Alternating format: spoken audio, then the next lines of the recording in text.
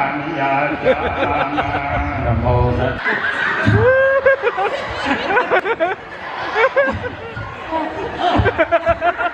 เราจะพูดว่าคนว่า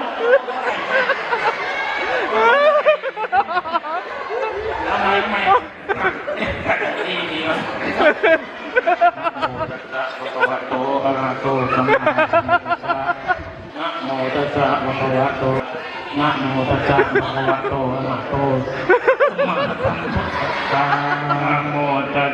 ภะคะวะโตอะระหะโตสัมมาสัมพุทธัสสะภะคะวะโตอะระหะโตสัมมาสัมพุทธัสสะนะโมตัสส